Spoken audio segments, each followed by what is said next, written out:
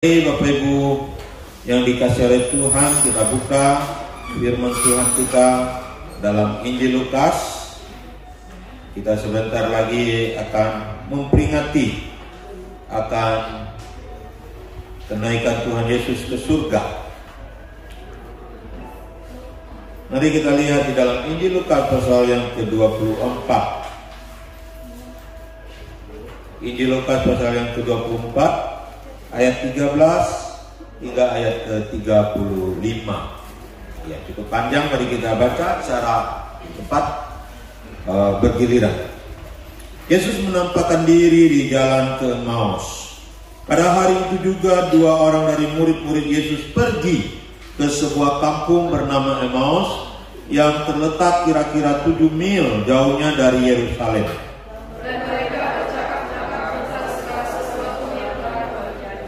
Ketika mereka sedang bercakap-cakap dan bertukar pikiran, datanglah Yesus sendiri mendekati mereka, lalu berjalan bersama-sama dengan mereka. Tapi ada sesuatu yang menghalangi mata mereka, sehingga mereka tidak mendengar. Yesus berkata kepada mereka, "Apakah yang kamu percakapkan sementara kamu berjalan?" Maka berhentilah mereka dengan muka muram.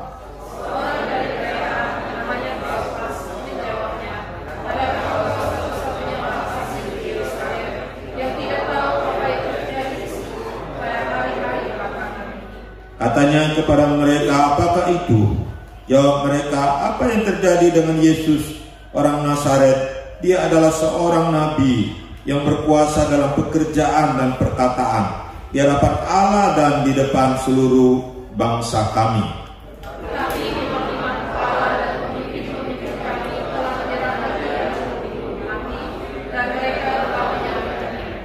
Padahal kami dahulu mengharapkan bahwa dialah yang datang untuk membebaskan bangsa Israel. Tetapi sementara itu telah lewat 3 hari sejak semuanya itu terjadi.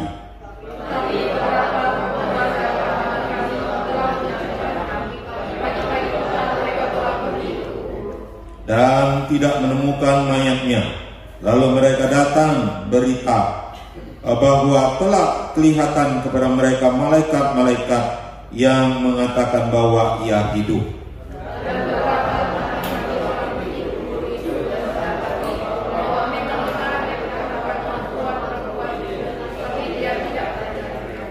Lalu ia berkata kepada mereka, "Hai kamu orang bodoh, betapa lambannya hatimu, sehingga kamu tidak percaya segala sesuatu yang telah dikatakan para nabi."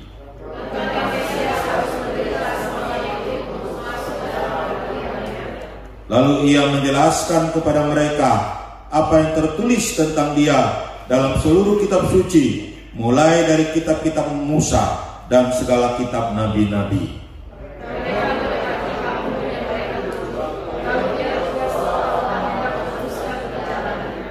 Tetapi mereka sangat mendesaknya. Katanya, "Tinggallah bersama-sama dengan kami, sebab hari telah menjelang malam dan matahari hampir terbenam." Lalu masuklah ia untuk tinggal bersama-sama dengan mereka.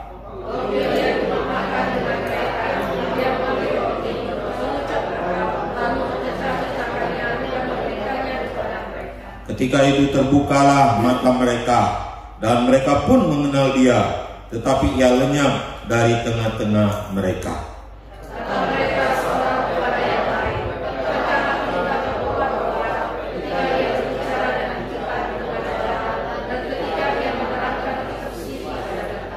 Lalu bangunlah mereka terus kembali ke Yerusalem.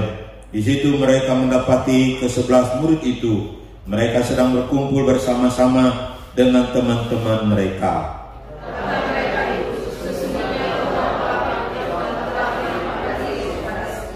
Lalu kedua orang itu pun menceritakan apa yang terjadi di tengah jalan dan bagaimana mereka mengenal dia pada waktu ia memecah-mecahkan roti. Bapak Ibu yang dikasihi oleh Tuhan Yesus, kita akan melihat pada hari ini dengan tema hidup dekat dengan Tuhan. Saudara-saudaraku yang dikasihi oleh Tuhan, hidup dekat dengan Tuhan. Bagaimana syaratnya hidup dekat dengan Tuhan? Dan saudara-saudara, apa penghalang bagi hidup dekat dengan Tuhan? Saudara-saudara pun dikasih oleh Tuhan. Dulu waktu saya di sekolah teologi ya, biasanya anak-anak murid yang baru masuk, saudara-saudara, biasanya mereka akan ditempatkan di tempat tidur, karena tempat tidurnya itu bertingkat-tingkat. Biasanya mereka yang masuk awal atau masuk itu tingkat pertama, biasanya disuruh tidurnya di atas, dan kakak-kakak kelas tidur di bawah, saudara.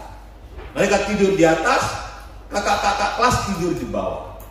Lalu sampai saya juga bertanya kepada kakak-kakak kelas saya juga, kenapa kami disuruh tingkat tidurnya di atas? Oh, di atas itu lebih enak karena lebih dekat dengan Tuhan. Ya.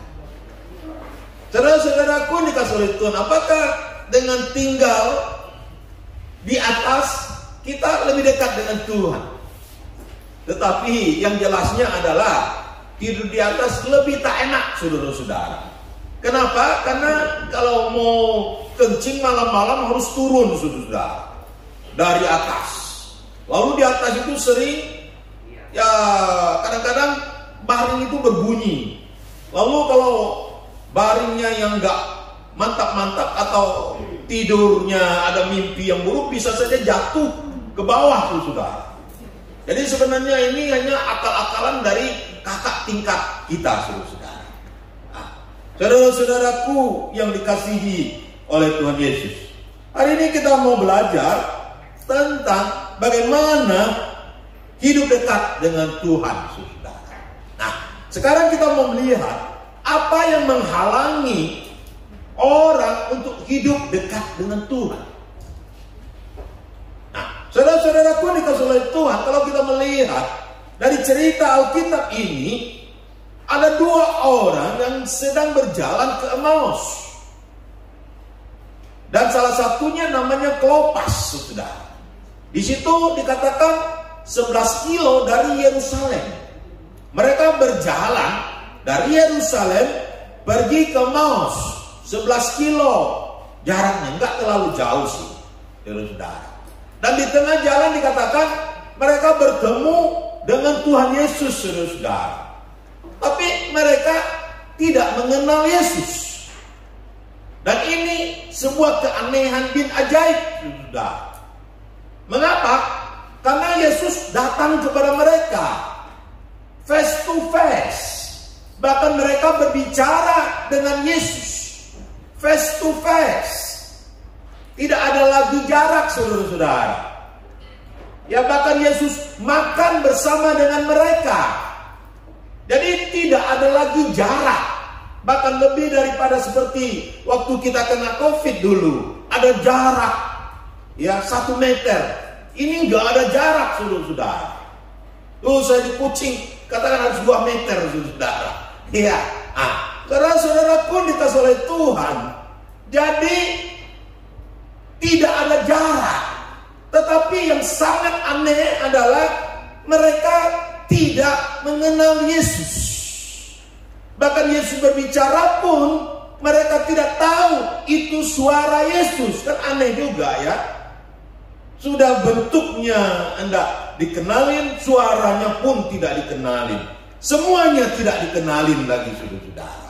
Nah, bagaimana bisa hidup dekat seperti begitu? Bagaimana bisa dikatakan hidup dekat dengan Tuhan Yesus? Sudah dekat saja nggak kenal, saudara-saudara. Jangan-jangan Yesus ke rumah kita, kita pun nggak tahu gitu ya. Yesus makan dengan kita, kita pun nggak tahu dia. Nggak kenal dengan dia, saudara-saudara. Nah, saudara-saudaraku dikasih oleh Tuhan. Sekarang kita mau melihat apa yang menjadi persoalan sehingga mereka tidak bisa dekat dengan Yesus secara rohani saat itu. Apa yang menjadi persoalannya, saudara?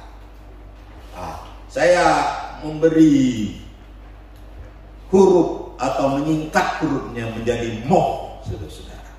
M-O-H.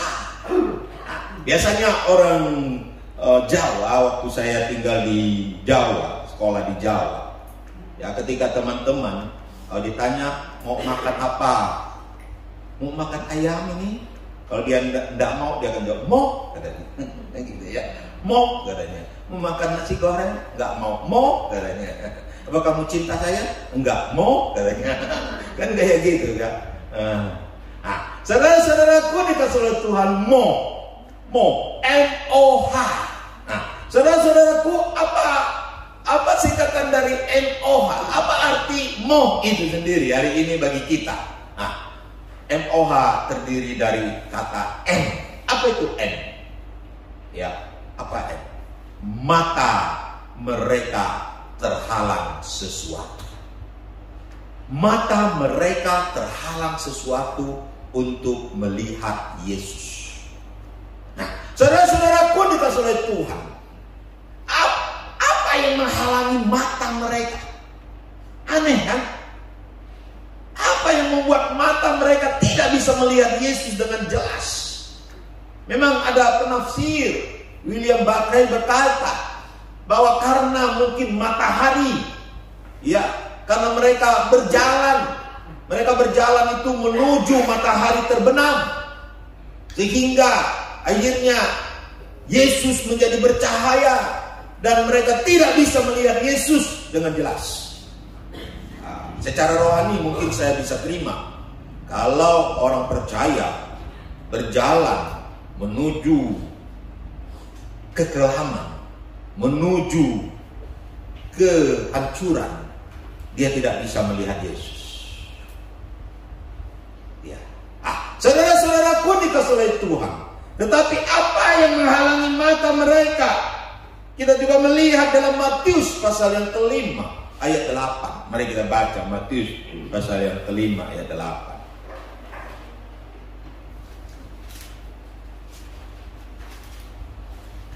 Mari satu orang membacakannya bagi kita. Sudah dapat? Kalau kita baca bersama-sama. 1, 2, 3. Berbahagialah orang yang suci hatinya, karena mereka akan melihat Allah. Saudara-saudaraku yang dikasihi oleh Tuhan, suci hatinya, maka mereka akan melihat Tuhan. Apa yang menghalangi mata mereka sehingga mereka tidak bisa melihat Tuhan? Karena hati mereka dipenuhi dengan dosa. Atau secara sederhananya, yang menghalangi mereka melihat Tuhan adalah karena dosa. Saudara-saudaraku yang dikasihi oleh Tuhan, kalau kita pelajari dalam Alkitab Perjanjian Lama, umat Israel kalau melihat Tuhan dia akan mati, saudara-saudara, karena dosa. Kemuliaan Allah itu terlalu besar dan terlalu hebat, sehingga manusia tidak tahan melihat kemuliaan itu sendiri. Karena dosa-dosa manusia, saudara-saudara, dosalah yang membuat manusia tidak bisa melihat Tuhan dengan baik dan benar, saudara. Saudara-saudaraku yang dikasihi oleh Tuhan, Amsal berkata, mata yang congkak, mata yang sombong.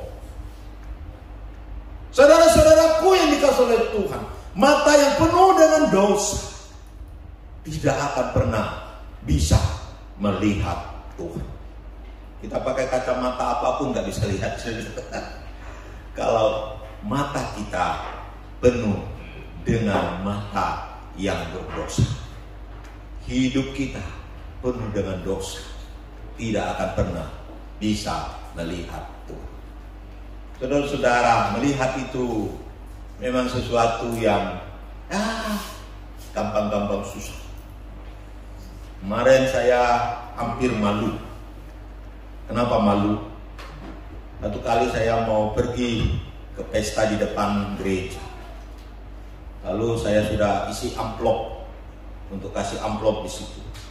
Jadi saya masukkan amplop, lalu saya mau ke sana. Tapi hati saya nggak enak, saya masuk lagi satu amplop. Jadi karena bingung dalam jumlahnya, Jadi akhirnya saya buat dua amplop. Ya. Lalu satu kali saya masukkan amplop yang terakhir. Ya, mungkin jumlahnya agak besar. Lalu saya udah pulang beberapa hari kemudian, saya buka amplop yang saya kasih itu yang awal itu. Padahal sudah saya mau kasih, tapi saya tidak jadi kasih yang terakhir. Saya buka, tahu Bapak Ibu berapa duit yang saya kasih di dalam? Itu 10.000 susu. Rupanya saya salah lihat. Saya pikir itu 50.000. 50.000. Saudara-saudara, ketika saya pergi belanja juga ke pasar, saya bawa duit masuk dalam kocek. Itu saya pikir itu 52.000. Saya bawa, saya mau beli ikan. Kan beli 52.000 kan cukup beli ikan kan? Waktu itu saya tanya mau beli ikan, pikiran saya mau beli 2 ekor ikan. Kalau 2 ekor ikan kan ikan nila itu kan dapat 30.000 ya. 2 ekor pasti 30 bisa dapat. Lalu saya enggak jadi beli 2. Saya pikir beli 1 saja cukup deh. Ya Simo cukup makan 1 saja lah. Agios berbagi saja dengan dia. Jadi beli 1 ekor saja cukup. Lalu saya ambil duit, saudara. Setelah saya ambil duit, rupanya uang yang 50.000 itu bukan 50.000, hanya 20.000 saja. Aduh, saya pikir kalau saya beli 2 ekor sudah dia bersihkan, sudah dia potong, lalu saya ambil duit bayar tinggal 20.000, tidak cukup, malu saya. Oh saudara-saudara, aduh, salah melihat itu bahaya sekali saudara-saudara ya. Salah melihat itu bahaya sekali rupanya. Murid-murid di sini salah melihat, saudara. Mereka tidak bisa melihat Tuhan dengan baik. Itulah yang menjadi persoalannya. Mereka tidak bisa bergaul erat dengan Tuhan. Mereka tidak bisa hidup dekat dengan Tuhan karena mereka salah melihat. Mereka tidak bisa melihat dengan baik dan benar. Amin. Saudara-saudaraku yang dikasihi oleh Tuhan, dosa yang menghalangi mereka untuk bisa melihat dengan baik. Saudara. Mungkin kalau mata saya salah lihat uang, karena memang mungkin pikiran saya kacau juga, atau mungkin karena mata saya ini sudah tidak pakai kacamata waktu itu, karena ingin buru-buru dan sebagainya. Nah, saudara-saudaraku yang dikasihi oleh Tuhan, kita lihat yang kedua. Moh tadi kan. Yang kedua adalah saudara-saudara. Mengapa mereka tidak bisa hidup dekat dengan Tuhan? Karena ada Apa itu otak mereka. Otak mereka. Dikatakan, Alkitab berkata di sini, bahkan Yesus berkata kepada mereka adalah orang-orang bodoh, saudara-saudara. Ya, Yesus berkata mereka orang bodoh di ayat ke-25. Lalu ia berkata kepada mereka, hai kamu orang bodoh. Saudara-saudaraku dikasihi oleh Tuhan, otak mereka bodoh, saudara-saudara. Otak mereka sedang OTW, saudara-saudara. Apa itu OTW? On the way. Lagi dalam perjalanan kan. Kalau kita telepon orang, udah sampai di mana? Lagi OTW, on the way. Ya, tapi on the way di sini otak tidak waras. Jadi saudara-saudara, otak mereka sedang OTW. Sedang otak tidak waras, saudara. Mengapa saya katakan mereka tidak waras? Yesus sendiri berkata mereka tidak waras. Yesus sendiri berkata mereka bodoh. Saudara, memang dalam psikologis kita nggak diizinkan mengatakan orang lain bodoh. Apalagi kalau mendidik anak-anak, jangan katakan mereka bodoh. Satu sisi saya setuju, tapi satu sisi saya juga nggak setuju. Kalau orang itu sudah bebal, orang itu sudah boleh dikatakan tidak logika lagi, yang memang bodoh. Gitu. Sudah dijelaskan berkali-kali, tetap tidak mengerti, ya bodoh. Misalnya 1 tambah 1 ditanya berapa? 10 katanya. Padahal dia sudah kelas 3. Ditanya berkali-kali 1 tambah 1 berapa? 10. Ya bodoh. Ini bodoh di sini itu sudah kelewatan, saudara-saudara. Jadi murid-murid di sini ini sudah kelewatan otaknya. Nggak standar lagi, makanya Yesus berkata mereka bodoh. Mengapa? Apa Yesus menjelas begitu keras, mengatakan mereka bodoh? Karena apa? Yesus sudah menjelaskan kepada mereka bahwa Yesus akan bangkit pada hari yang ketiga. Sudah berkali-kali Yesus katakan kepada mereka bahwa dia akan bangkit pada hari yang ketiga. Tapi mereka masih tidak mengerti ketika Yesus bangkit. Dua orang ini kan bodoh. Dan mereka juga adalah orang-orang yang sudah diajar sejak kecil tentang hukum Taurat. Hukum Taurat itu apa? Hukum Taurat itu tentang nabi-nabi, kitab Musa, dan seterusnya. Itu sejak kecil orang-orang Israel harus diajar. Seperti kita sekolah minggu, bahkan lebih dari sekolah minggu. Kalau sekolah minggu itu hanya ya murid guru-guru yang ngajar. Tapi orang-orang Israel, orang tua mereka yang harus bertanggung jawab mengajarkan tentang kitab suci kepada anak-anaknya sejak kecil. Ketika kamu berjalan, ketika kamu berdiri, ketika kamu duduk, ketika kamu tidur dan seterusnya, pokoknya kamu harus mengajarkan kitab suci kepada anak-anakmu. Itulah hukum itulah hukum bagi orang Israel. Berarti mereka orang-orang yang sudah mengerti kitab suci. Tetapi yang anehnya, ketika Yesus mati di kayu salib dan bangkit, mereka tidak mengerti. Padahal itu sudah diajarkan. Diajarkan di kitab suci orang Israel atau Yahudi. Bukankah bodoh? Bodoh tidak? Bapak Ibu di sini yang sudah SMA misalnya, tiba-tiba ditanya tentang perkalian, lalu tidak tahu, tidak bodoh ya? Lalu soal pengurangan, tak pandai, tidak bodoh. Lalu hukum Archimedes pun tidak tahu, hukum Newton pun tidak tahu, mana bodoh? Kalau lupa sih iyalah. Tapi kalau sama sekali tidak ngerti, ya bodoh lah.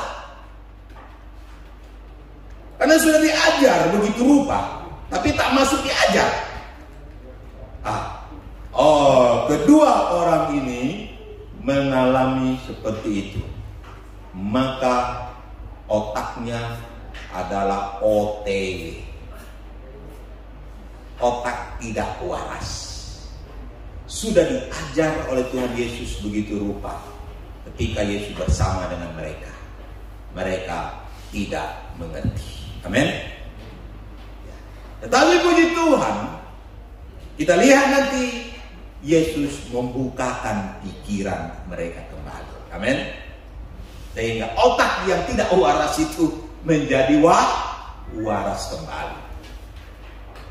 Saudara-saudaraku yang dikasih oleh Tuhan, inilah yang menyebabkan mereka tidak bisa hidup dengan Tuhan dengan baik. Tidak bisa hidup dekat dengan Tuhan. Saudara-saudara, kita sebagai orang percaya, apa yang membuat kita bisa hidup dekat dengan Tuhan? Tidak lain adalah firman Tuhan itu sendiri. Amin. Otak kita itu ada firman Tuhan. Dan firman Tuhan itu yang membuat kita bisa hidup dekat dengan Tuhan. Tapi hari-hari ini betapa banyak orang yang mengisi otaknya dengan firman Tuhan. Kita lebih banyak mengisi otak kita dengan teori-teori dunia ini. Kita mengisi otak kita dengan berbagai persoalan-persoalan hidup. Kita mengisi otak kita jauh dari kebenaran-kebenaran firman Tuhan. Datang ke gereja, duduk dengan khotbah. Ketika firman Tuhan mau disampaikan, dia dengar khotbah, tapi dengan musik dengkurnya, saudara-saudara. Saya mulai melihat ada beberapa orang di gereja seperti itu. Di sini, tapi saya nggak tegur dia, diamkan saja. Mudah-mudahan bukan yang sore ini. Dengan khotbah sambil mau tidur. Apa yang didengar? Ya. Lalu pulang kerja dari pagi sampai malam. Udah malam capek, lalu istirahat, dengkur lagi. Lalu besok pagi bangun lagi, kerja lagi, sampai malam lagi, sampai Sabtu. Minggu datang ke gereja. Seperti itulah. Saya mau tanya, kapan otaknya diisi firman Tuhan? Kapan ada firman Tuhan di dalam otaknya?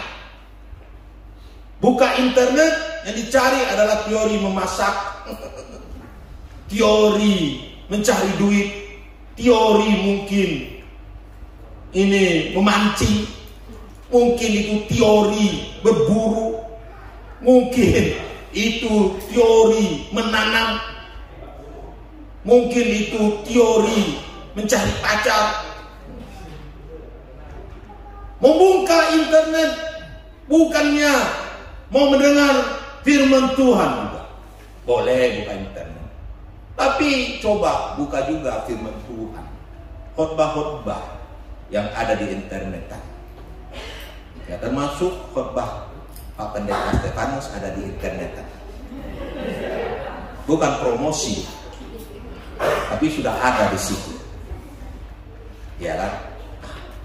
Saudara-saudaraku yang dikasihi oleh Tuhan Yesus, prinsipnya adalah mari kita mengisi firman Tuhan di dalam otak kita. Jangan hanya diisi dengan hal-hal duniawi yang begitu banyak dalam hidup kita. Masalah-masalah yang begitu banyak dalam kehidupan saya dan saudara, yang tidak pernah habis-habisnya dalam hidup kita. Ya, masalah itu nggak pernah habis.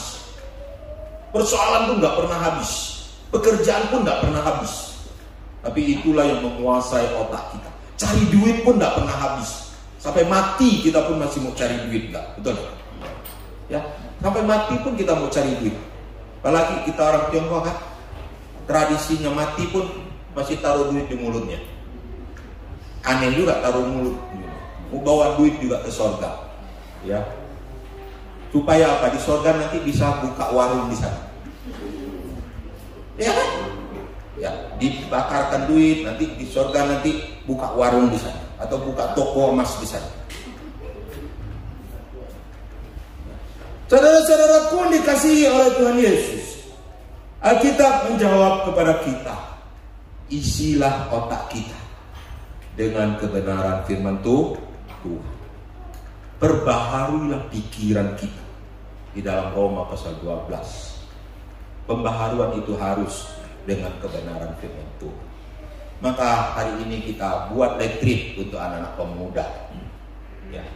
Walaupun kita harus mencari duit setengah mati, berdoa mati-matian, berjuang mati-matian.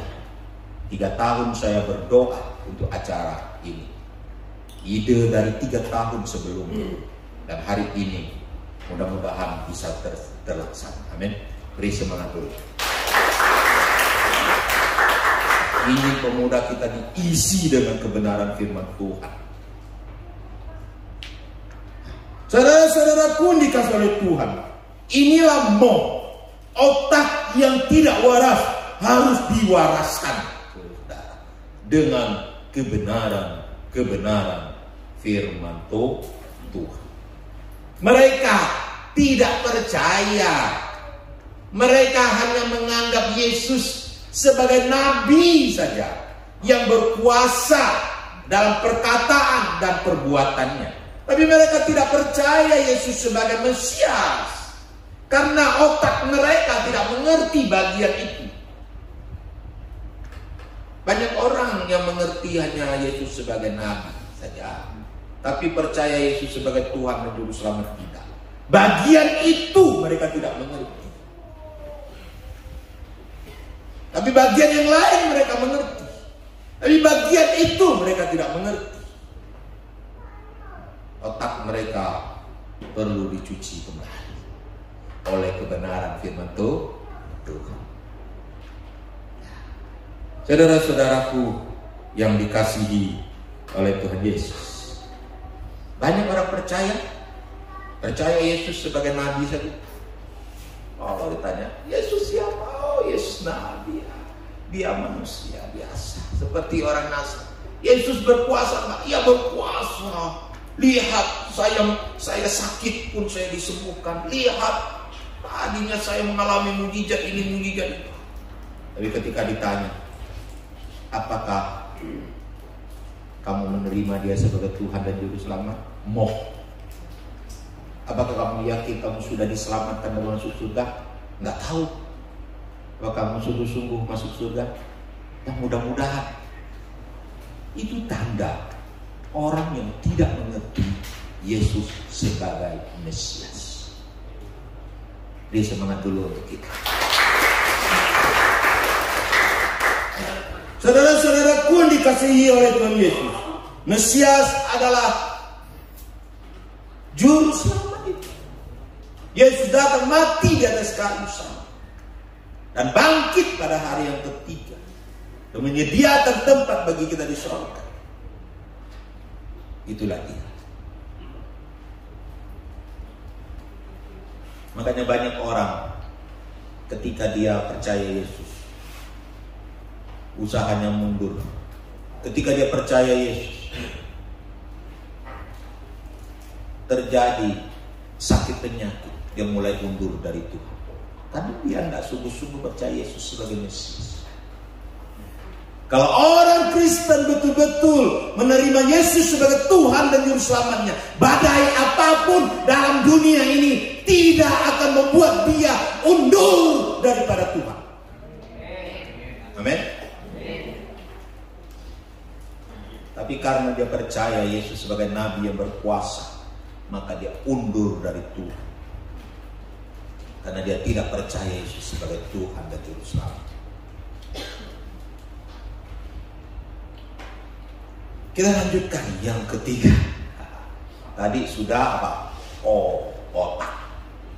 OTW, otak yang tidak waras. Yang ketiga adalah H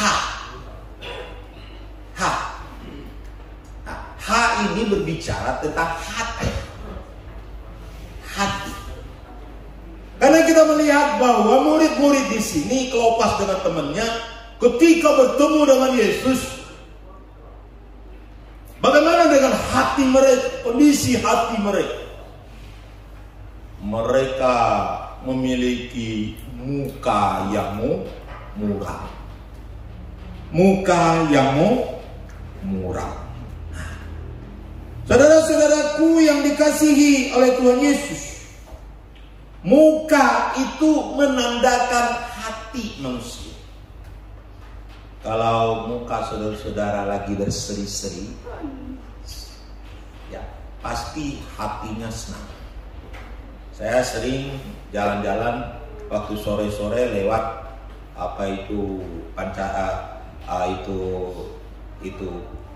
Bupati. Waktu saya lihat Bupati, kalau lihat itu ada orang jalan-jalan di depannya. Kalau yang jalan pasangan, ya lagi olahraga, aduh mukanya berseri-seri, karena lagi sedang berjalan sambil pacaran, karena lagi sedang berseri-seri muka, dan hatinya pasti senang ini ampun, ya kan? Saudara-saudara, kalau muka muram, tentu hati sedih. Saudara-saudara, apa yang menyebabkan kedua orang ini dalam kondisi hati yang sedih? Karena harapan mereka tidak tercapai. Inilah jawabannya. Mengapa harapannya mereka tidak tercapai? Mereka sebenarnya berharap Yesus menjadi juru selamat secara fisik untuk membebaskan mereka dari penjajahan Romawi. Jadi mereka sangat mengharapkan itu. Bahkan Alkitab berkata di sini, dahulu kami mengharapkan Dia membebaskan kami, membebaskan Israel. Itulah harapan mereka. Jadi mereka berharap pada Yesus bukan pada waktu itu saja, dulu. Karena Yesus melayani mulai dari 3,5 tahun yang lalu, mungkin harapan mereka sudah 3,5 tahun. Mereka berharap Yesus membebaskan mereka. Karena memang jajahan Romawi itu sangat berat, saudara. Kita tahu zaman dulu nggak ada istilah mengenal HAM. Siapa yang kuat, siapa yang menang. Kalau orang di dalam penjajahan itu terserah mau dibuat apa saja sama yang menjajah. Kita juga pernah dijajah yang terkenal kejam katanya dulu di Jepang, gitu kan? Ya, sampai ibu-ibu pun nggak berani keluar. Ya, ibu-ibu cantik terutama, makanya cantik itu bawa marah bahaya. Waktu itu ya bisa ditangkap sama itu tentara Jepang dan dijadikan istri dan sebagainya. Ya, dulu kata orang-orang yang mengalami jajahan itu. Saya sih tidak mengalaminya, nggak ngerti. Nah, saudara-saudaraku yang dikasih oleh Tuhan, pada prinsipnya dijajah itu tidak enak. Dan umat Israel waktu itu juga dijajah dan tidak enak dan tidak nyaman. Dan harapan mereka adalah mereka dibebaskan dari penjajahan. Dan harapan mereka adalah kepada Tuhan Yesus. Kenapa? Karena seorang pemimpin harus berkuasa, harus mempunyai wibawa, harus mempunyai kemampuan, harus mempunyai pasukan. Dan kita tahu Yesus di awal dari pelayanannya sampai akhir dalam pelayanannya, dia digandrungi oleh beramai orang. Dan dia juga memiliki kuasa yang ditunjukkan begitu luar biasa. Dia menyembuhkan orang sakit. Dia mengusir setan. Bahkan dia membangkitkan orang mati. Dia meneduhkan itu lautan yang penuh dengan gelombang. Dan dia juga memberi makan 5.000 orang. Bayangin. Tidak termasuk perempuan dan anak-anak. Berarti Yesus mempunyai pengikut yang luar biasa, saudara-saudara, pada waktu itu. Kalau dia mau menggerakkan mungkin ribu-ribuan, mungkin puluhan ribu, ratusan ribu orang Israel bisa digerakkan oleh dia dalam pemberontakan terhadap Romawi, saudara. Dan inilah harapan yang tertuju kepada Yesus. Tetapi harapan ini yang setinggi langit ini tiba-tiba pupus ketika Yesus menyerahkan diri. Ketika Yesus tidak mau melawan, ketika mau ditangkap, Yesus tidak mau melawan. Bahkan ketika di atas kayu salib, Yesus tidak mau buat mujizat, melepaskan diri turun dari kayu salib. Yesus membiarkan dirinya dan tergantung di atas kayu salib. Dan ketika di atas kayu salib, dia berkata, Eli, Eli lama sabachthani, Allahku, Allahku, mengapa engkau meninggalkan aku? Dan dia menyerahkan nyawanya. Dan dia berkata, sudah selesai. Ketika dia katakan sudah selesai, maka selesailah sudah harapan mereka. Karena Yesus menyerahkan nyawanya kepada Bapa di surga. Yesus mati. Harapan mereka juga mati, saudara. Harapan yang mati biasanya membawa sesuatu yang sangat-sangat menyakitkan. Bahkan bisa membuat orang berbuat hal-hal yang di luar pikiran. Ada orang yang karena putus cinta akhirnya bunuh diri karena harapan cintanya putus, habis. Ada orang yang tidak mau menikah karena harapan untuk menikah itu sudah tidak ada pada dia. Ada satu kali seorang yang pergi mancing. Ketika dia mancing, tidak dapat ikan. Lalu tiba-tiba ada orang yang duduk di samping dia berkata, itu umpanmu yang gak benar. Harus pakai umpan yang segar, yang wangi, baru bisa dapat ikan. Akhirnya dia pun pergi beli itu umpan yang wangi. Akhirnya dia mancing. Lalu mancing, tidak dapat juga. Lalu ada orang di sebelah lagi ngomong, mancing itu harus pakai umpannya yang hidup. Ya, itu sudah menjelang sore, tidak dapat ikan lagi. Ya, akhirnya dia, karena dia sudah kesel dan juga mungkin dia pikir nanti kalau saya pulang pergi mancing nanti istri saya tak dapat ikan, nanti saya ditertawain, ya kan? Mau tidak mau dia pun pergilah. Akhirnya beli itu cacing untuk mancing, karena itu kan hidup gitu kan, harus hidup gitu. Akhirnya dia betul-betul mancing lagi, mancing. Akhirnya sampai menjelang malam pun tak dapat ikan sama sekali. Dia kesal, dia marah. Akhirnya dia ambil dompetnya,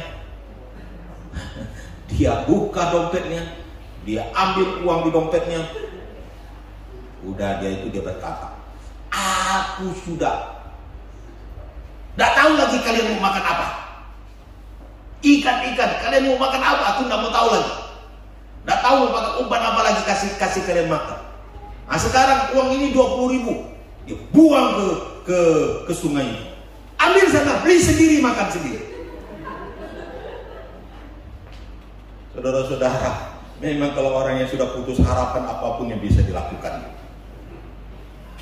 Saudara-saudaraku dikatakan oleh Tuhan, murid-murid mengalami putus harapan.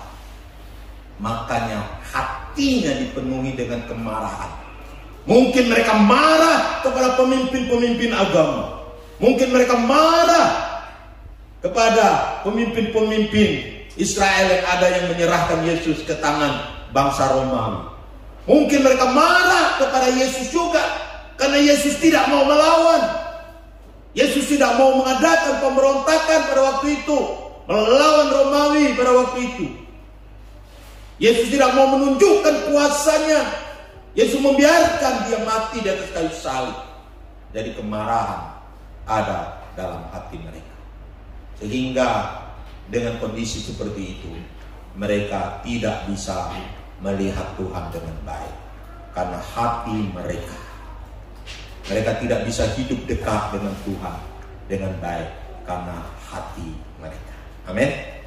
Makanya saudara-saudara, periksalah hati kita dengan baik, supaya kita bisa hidup dekat dengan Tuhan. Amin.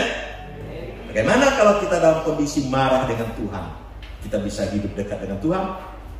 Bahkan kalau kita marah dengan istri saja, marah dengan suami saja, walaupun satu ranjang sekalipun, kita anggap istri kita musuh kita.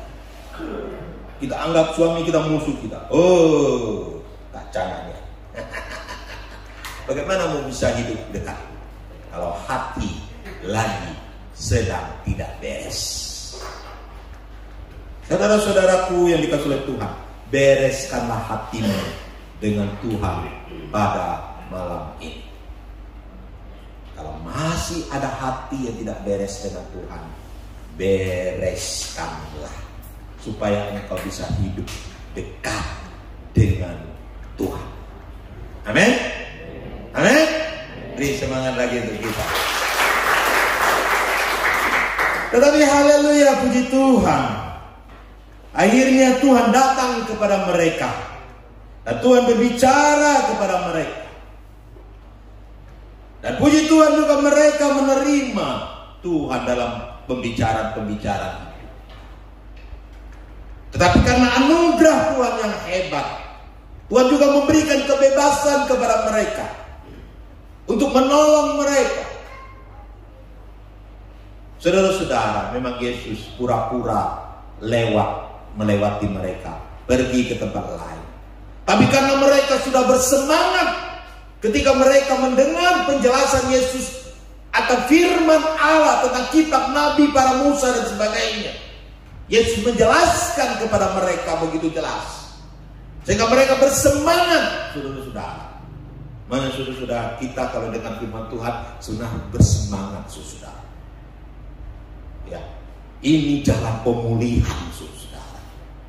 Kalau kita ogah-ogahan dengan firman Tuhan, itu lagi, kita nggak punya semangat, pun nggak bisa dipulihkan. Ya. Kedua orang ini dipulihkan karena mereka punya semangat mendengar Yesus berbicara kepada mereka. Dan akhirnya ketika Yesus pura-pura lewat, ini sebenarnya adalah anugerah Tuhan. Tuhan memberi kebebasan untuk mereka pilih. Tuhan tidak pernah setelah dijelaskan, kamu harus percaya, kamu harus percaya, kamu harus begini, kamu harus tidak. Yesus lewat saja.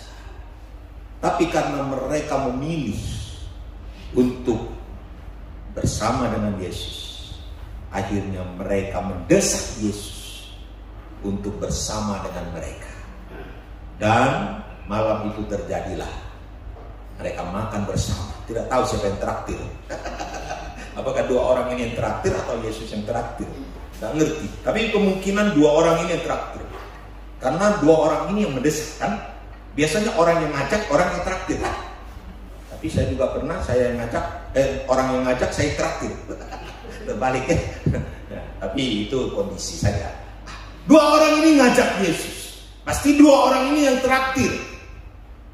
Lalu akhirnya Yesus ambil inisiatif dalam makan itu, memecahkan roti dan memberikan mereka makan. Waktu mereka menerima itu semua, mata mereka terbuka, pikiran mereka terbuka dengan leluasa, dan akhirnya mereka tahu itu adalah Yesus. Di sini ada perbuatan Tuhan, ada anugerah Tuhan, yaitu ketika Yesus mengucapkan berkat atas makanan itu. Mungkin mereka teringat, itu dari sisi mereka. Teringat bagaimana Yesus memberikan makan kepada 5.000 orang. Karena Kleopas dan teman-temannya, bukan rasul-rasul, temannya. Dan mereka teringat akan peristiwa Yesus itu. Itu Tuhan yang menganugerahkan kembali. Kemudian Yesus juga mengucap berkat atas makanan itu. Dan ketika mereka menerima berkat itu, artinya Allah memberikan anugerah kepada mereka, sehingga mereka mengerti. Dan Tuhan sendiri melepaskan segala belenggu yang membelenggu mereka untuk tidak mengenal Dia. Hati mereka kembali dipulihkan karena anugerah Tuhan, sehingga mereka mengenal Yesus sebagai Tuhan dan Juru Selamat sesungguhnya. Memang Yesus akhirnya menghilang, tapi misi itu sudah selesai. Tapi setelah itu, sebagai reaksi mereka sudah dipulihkan oleh Tuhan, mereka cepat-cepat kembali ke Yerusalem.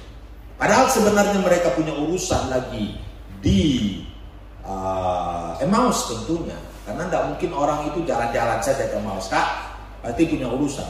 Tapi mereka cepat-cepat kembali. Untuk apa? Untuk memberitakan tentang kabar baik ini, bahwa mereka melihat Yesus,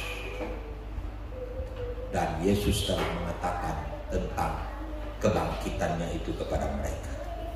Saudara-saudara, penginjilan itu harus kita beritakan kepada dunia ini.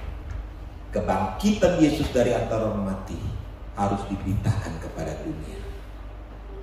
Tapi mungkin kadang-kadang kita sebagai orang percaya, kita hanya berkata, kalau saya sempat, kalau saya ada waktu.